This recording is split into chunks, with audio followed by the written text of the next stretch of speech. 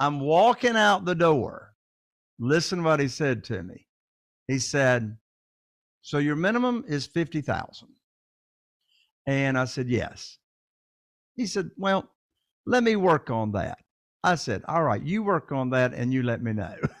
So you see, if I had agreed to his $20,000, then, I mean, here's the thing though, folks, there's more money than you can use. There's more private money than you can use. If you're a real estate investor and are wondering how to raise and leverage private money to make more profit on every deal, then you're in the right place. On Raising Private Money, we'll speak with new and seasoned investors to dissect their deals and extract the best tips and strategies to help you get the money, because the money comes first. Now here's your host, Jay Conner. Roland, welcome to everybody to our live Zoom training on private money.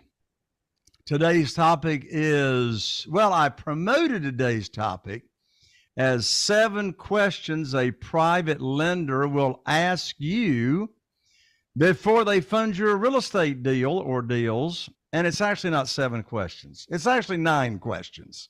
I thought it was 7 questions, but it's 9 questions. Now, how in the world do I know that these are the questions that a private lender will ask you before they fund your deal? Well, Crystal, are Willie and Haruna here by chance or no? I thought I saw them, but I'm not sure. Give me just 1 second here. Well, if you see them show up, let me know. No, I don't see them here. Okay. Well, if you see Willie or Haruna show up, let me know. So here's how I know. Chaffee, I know you want to know how I know. So I'm going to tell you, Chaffee, how I know 100% for sure what they're going to ask. Putting aside the fact I've been answering private lender questions ever since 2009 when I started borrowing private money from private lenders. But these are hot off the press. Here's how I know. I did a live webinar with Willie and Haruna. They are Platinum and Mastermind members. I did a live webinar with them day before yesterday. And they had at least, the last count I saw, they had at least 17 new potential private lenders on their webinar that they invited. By the way, one of the best webinars I've ever done. I mean, fantastic engagement, great questions. Well, guess what? I'm going to share on this private money training right here, right now on this Zoom, the 9 questions that the potential private lenders asked during the webinar. So I don't have to guess what's on the top of these people's minds. I mean, I went to Brenda's office. I said, Brenda, pull up that webinar I did on Monday and read out to me all the questions that the private lenders ask. And so I got them. I'm going to share them with you. So since new private lenders were asking these questions 48 hours ago, I would say it's a pretty good idea for you to write these down and make sure you've got your answer ready to go when they ask you these questions and they're interested in funding it. By the way, nobody's going to ask, no potential private lender is going to ask you a question unless they're interested in loaning you money. I mean, right? I mean, questions, that's a buying signal. People don't ask questions about what you're doing unless they're interested in what you're doing, right? So love the questions. So that's what we're going to talk about today. Now, this list is not exhaustive. These are not all the questions that a private lender will possibly ask you. There's other questions. In fact, we'll talk about that if we have time, what other questions that Crystal's been asked, Chaffee's been asked, some of our Platinum members, Mastermind members have been asked by new private lenders. So be sure you got a pen and a pad handy wherever you take your notes, because this is going to be some very, very, very valuable information. By the way, I'm curious. I see Jay Mora here from North Carolina, a fellow North Carolinian. So, Jay, unmute. Let us know where you at in North Carolina. Hey, brother, how are you? I Fantastic. actually don't physically live in North Carolina. I do own rentals right outside of Charlotte in Mint Hill. I do a lot of business in North Carolina. So I'm a high volume disposition wholesaler in the state. Also, fix and flip is my jam. I've been a contractor going on 8 years now. And I started a real estate business in 2014 as a realtor. And I got out of it full time as a traditional realtor after I bought a deal from a wholesaler. The wholesaler made $85,000 on the deal. I made $7,000 on the flip, and I got the bug. I was like, how did this guy do it? And so I got heavily involved in that. That's awesome. Well, by the way, you said how long you've been wholesaling, did you say? Wholesaling full time, going on 2 years now. And how long you've been real estate investing? Since 2014. Well, that's 10 years ago. So all I can say is you don't look old enough to be investing for 10 years. You must have started when you were 12, right? Started when I was 18. I love it. I love it. Y'all give a great big fancy golf clap to Jay Mora right there for starting. I wish I had started investing when you started investing, and I wish I knew then what I now know. Anyway, welcome to the Zoom today, Jay. Glad to have you.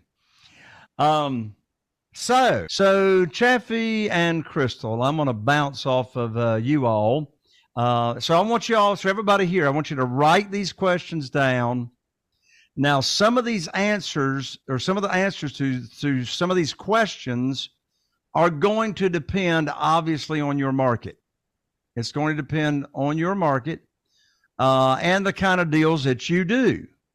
But I want you to be ready to answer these questions when you get asked the question by a potential private lender.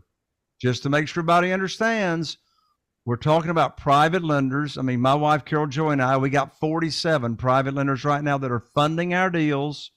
By all means, and for goodness sakes, you don't need 47. You just need one or two to start. But these questions are real questions that just came in. So, ladies first, Senorita Crystal there. Ladies first. So let's say, Crystal and Chaffee, here's the way we're going to do this. Let's pretend that I am a new potential private lender. We haven't done business yet. You've taught me your program. You've taught me, what it is. You've told me the interest rate that you're going to pay, et cetera. You've told me the length of the note. I know how I can get my money back in case of an emergency. You've gone through the PowerPoint presentation. You know all those answers already. But now I got some other questions that you didn't tell me about when we went through the program. So here we go, Crystal, first one. All right, Crystal, I'm sort of interested here in investing in your deals, loaning you money on your deals.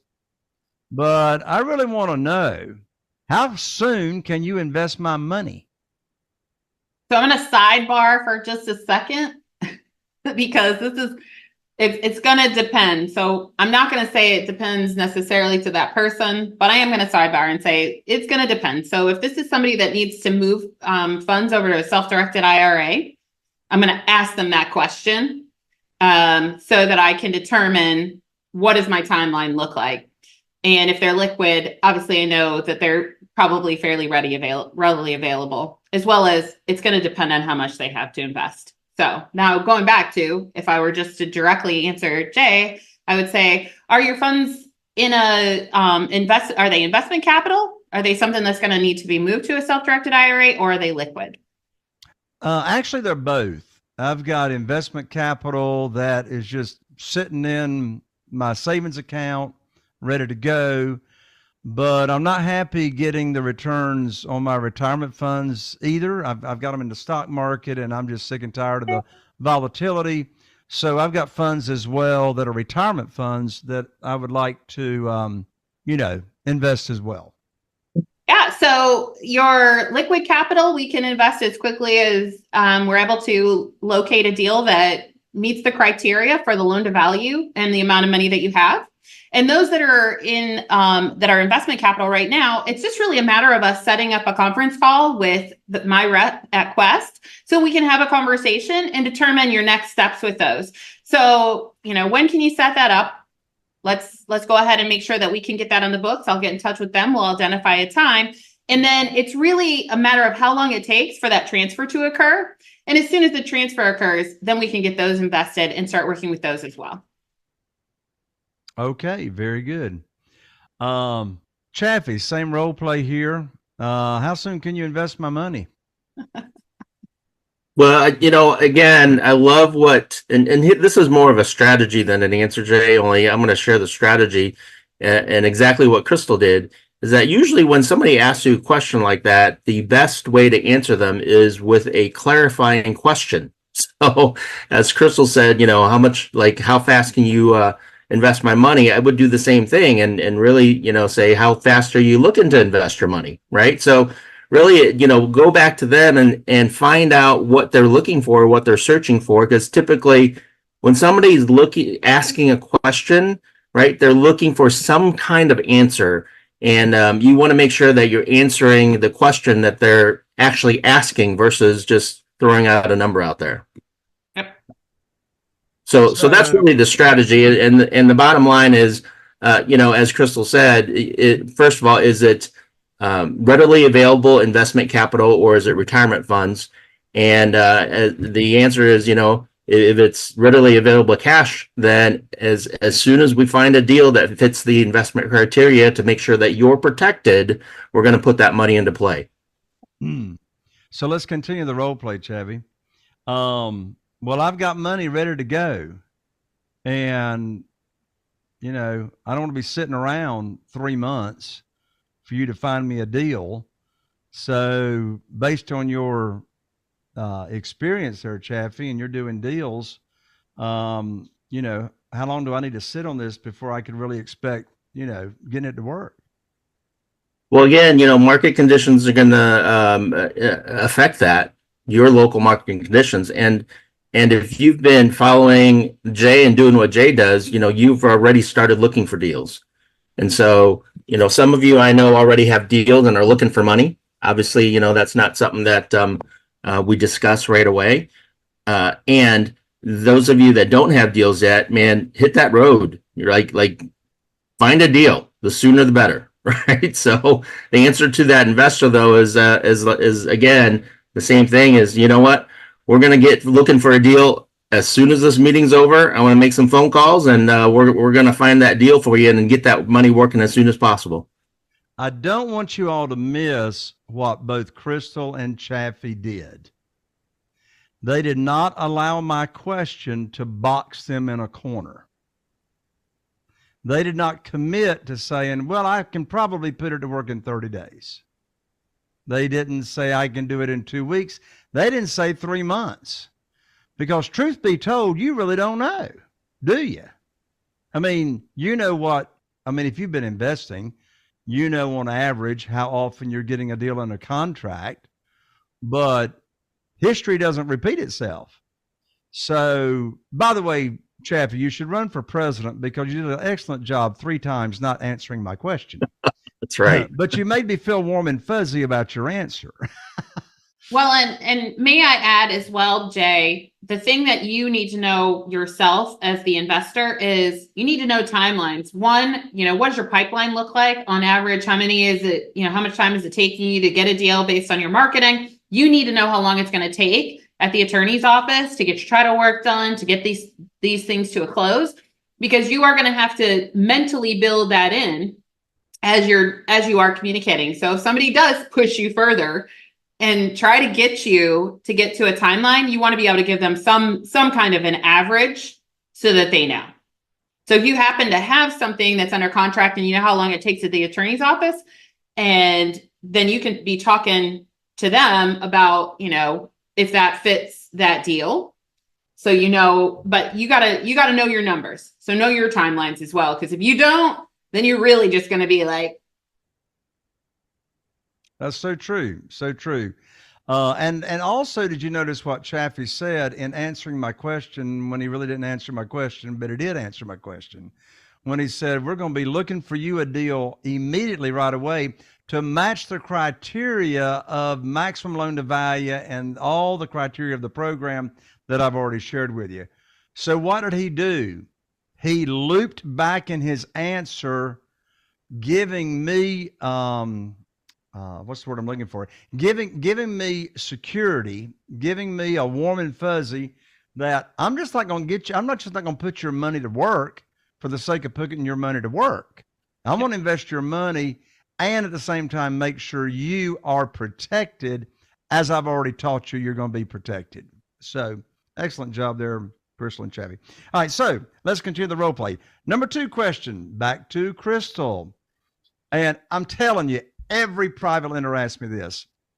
In fact, Mike Connolly, at the studio today, when I finished recording, the owner of the studio said, well, if somebody had $20,000, just hypothetically speaking, what would you do with that $20,000?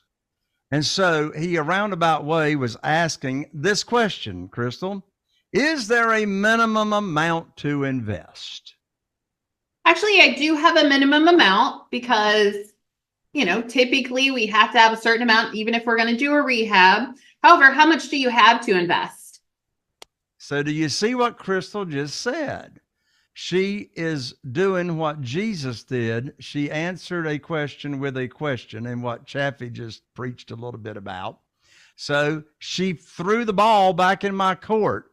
By the way, there's already a trend going on here, and we haven't even finished the second question, and that is you answer questions with what Chaffee said, and that's clarifying questions. So Crystal said back to me, well, she said, well, do you have a particular amount in mind? No, not really. Okay. Well, generally we start at around 30,000. However, I'm often able to work with people, even if they have a smaller amount, maybe they're close. And so we can still work together, or they may have a smaller amount, but maybe they have a son, a daughter, a grandchild, a spouse that they want to put those funds together with. So we don't ever pool funds. So we wouldn't do that with a stranger or anyone else, but we can put you on the same note. So sometimes it's just a matter of you partnering with a family member so that both of you can take advantage of the program and get those high rates of return safely and securely. And we can get your money working for you that way. So did you all notice what Crystal just did? See, what she did was she said her minimum is 30,000, but she didn't want to run the risk of me not having 30,000. So what she said was, we can put monies together from, family members and et cetera, in order to reach the minimum. And so what she was doing was mitigating the possibility of me saying, oh, well, I don't have that, blah, blah, blah, blah, blah. She answered that before it was even, an issue. Same question, Chaffee. Is there a minimum amount to invest? And again, depending on where you're investing, your minimums are going to be different. So, we had a mastermind student where he could buy a house for $15,000, and his rehab costs were getting anywhere between $15,000 to $20,000. So all in, he'd have $35,000 on a house that's worth $75,000 to $100,000. And then obviously in Charlotte, you got houses that are $500,000. So 15 grand ain't going to do jack squat. So your minimums might be a little bit higher, right? So with that in mind, obviously know your target market, know your area, to determine what your minimum is. And I always go back to, as Crystal said, so, what did you have in mind? Did you have a particular amount in mind? And if they came up with a really low minimum, let's say my minimum was 30,000, and they had a 20 or 25,000, I would do a follow-up question and say, hey, if I sat down and came up with some suggestions and ideas, you think you might be able to come up with a little bit more? As Jay says, they always have more. And the question is, what is the minimum necessary for them to get started to test you out. And so if you can sit down again and offer some suggestions, offer some methods, they might have, 30 or 40, they might have 50,000 and they only want to start with the 25,000. So, so that's again, going back with the clarifying questions and then just prodding them for, what is really going on here. Along with that, just to let everybody know, where do we come up with these minimums? So, Crystal, in all likelihood, is not going to be able to buy a house for $30,000. That's her minimum. But she's not going to buy a house typically for $30,000. So where is she getting her minimum from?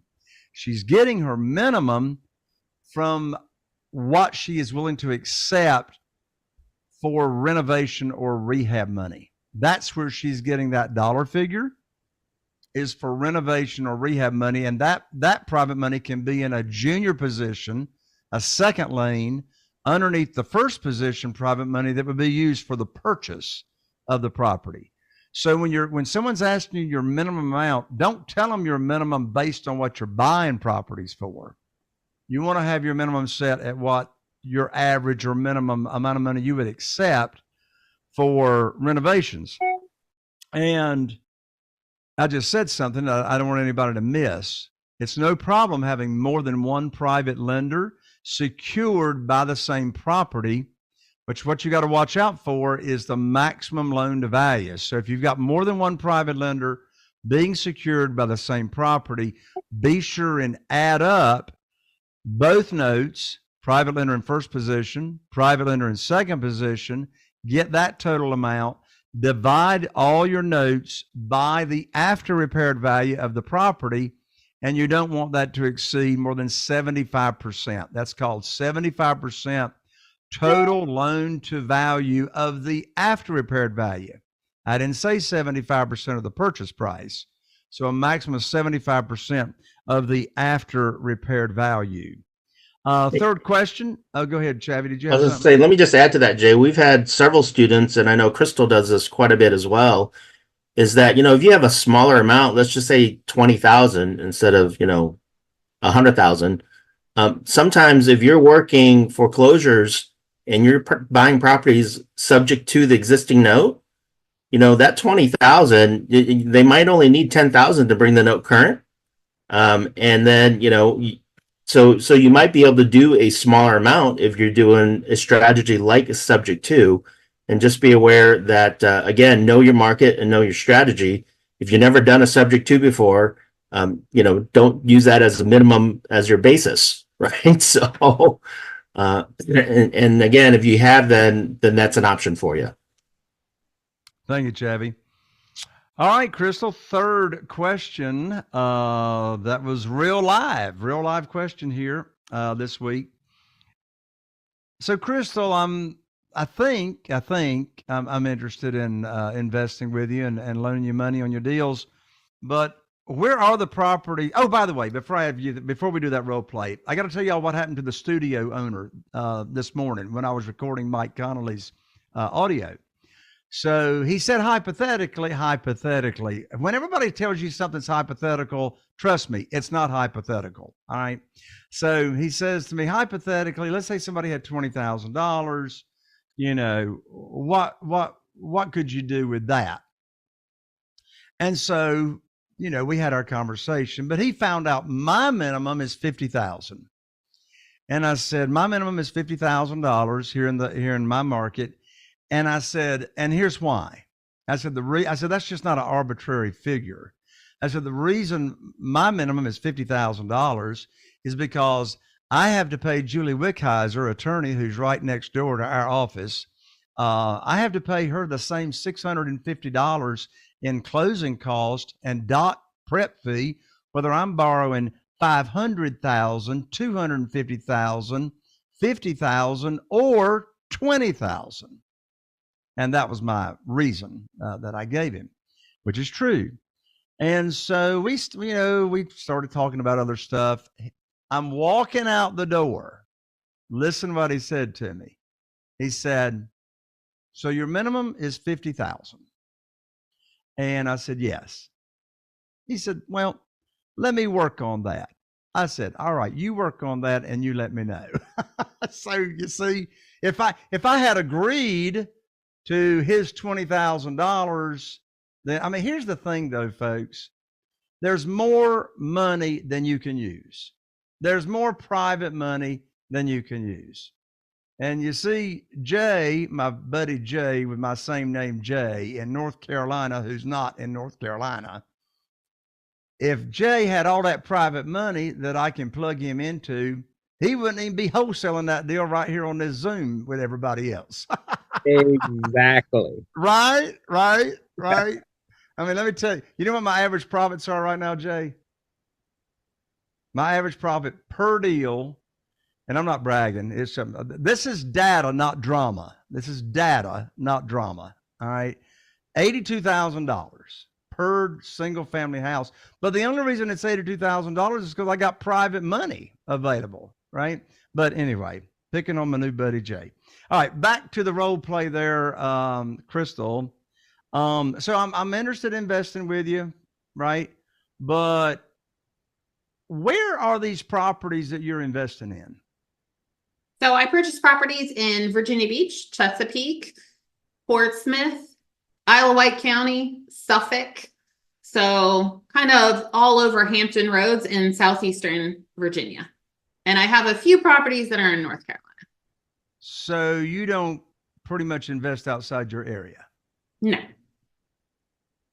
Chaffee, let's role play the same question. Well, Chaffee, I'm pretty interested in, doing business with you, loaning you money on your deals, but where are the properties that you're investing in? Where are they located? So Jay, I've bought and sold properties in multiple different states, over 10 different states, as a matter of fact. And the funny thing I found out that a brick in Arizona pretty much looks exactly the same as a brick in Florida. Like a brick is a brick. And so what's important to me is to make sure that the property fits the right criteria and your money is protected.